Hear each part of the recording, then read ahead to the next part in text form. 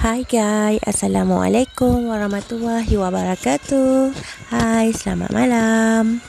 Okay, macam biasalah, you all di dalam Sembang Seram bersama MCV. Okay, malam ni aku dapat cerita daripada seorang subscriber iaitu Kak Jo daripada Johor Bahru. Okay, so malam ni Kak Jo akan suruh aku cerita mengenai seorang budak lelaki ni, di mana dia dia dirasuk atau diganggu lah makhluk misteri yang berada di dalam kuil Hindu. Okay. Sebelum aku meneruskan ceritanya, macam biasa, pada yang baru jangan lupa subscribe, like, komen, share. Jangan lupa juga picit bel tepi tu. Kalau aku upload video baru, korang tak ketinggalan. Okay guys. Okay.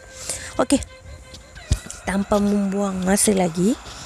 Okay, menurut cerita Kak Jo ni, cerita ni berlaku pada tahun 2000. Di mana ianya lokasinya ialah di area Masai lah.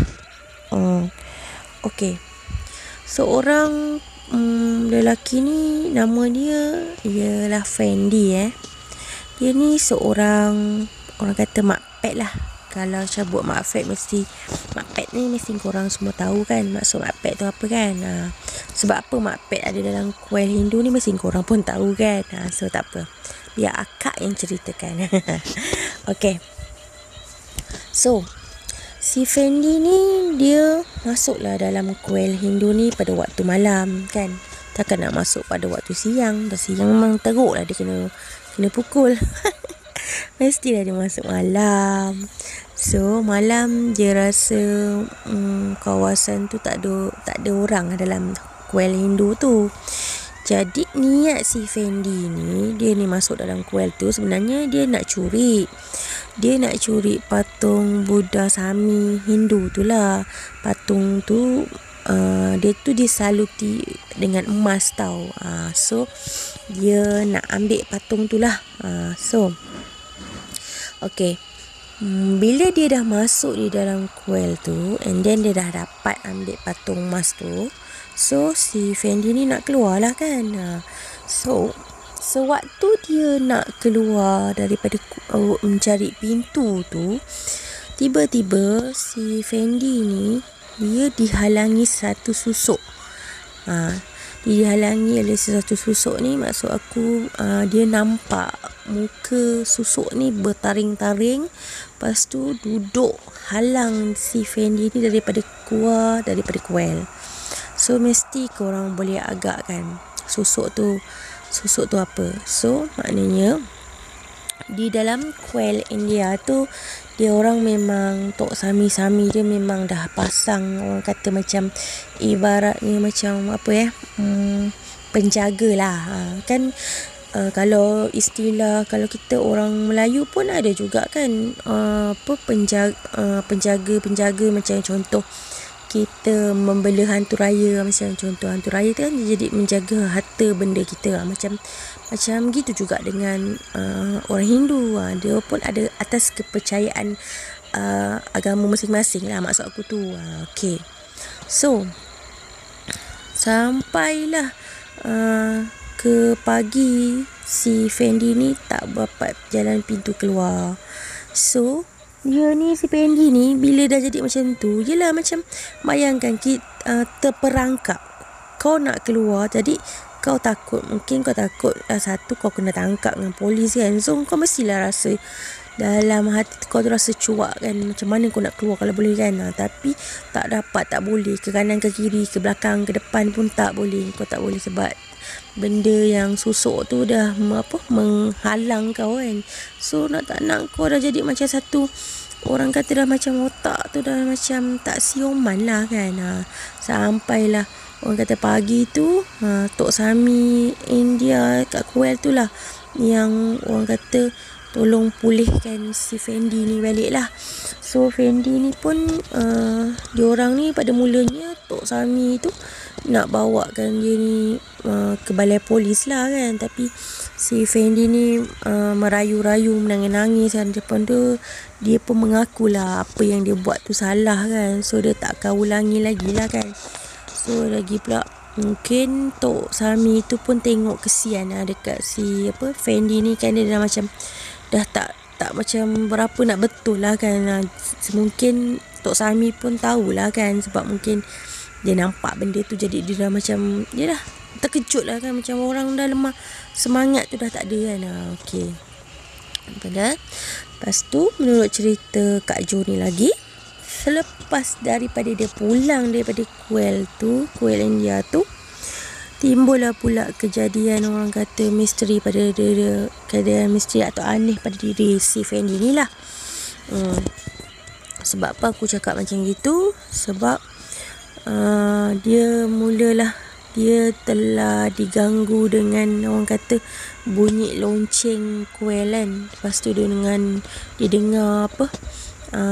lagu sembahyang India tu kan, sentiasa berngiang-ngiang orang kata dekat telinga dia tu kan. Lonceng tu dengan lagu tu seirama lah orang kata kan, orang yang kan. So tu yang membuatkan dia lagi bertambah orang kata tekanan stres mental lah orang kata kan. Gabak tu lah, kau gabak aku bagi.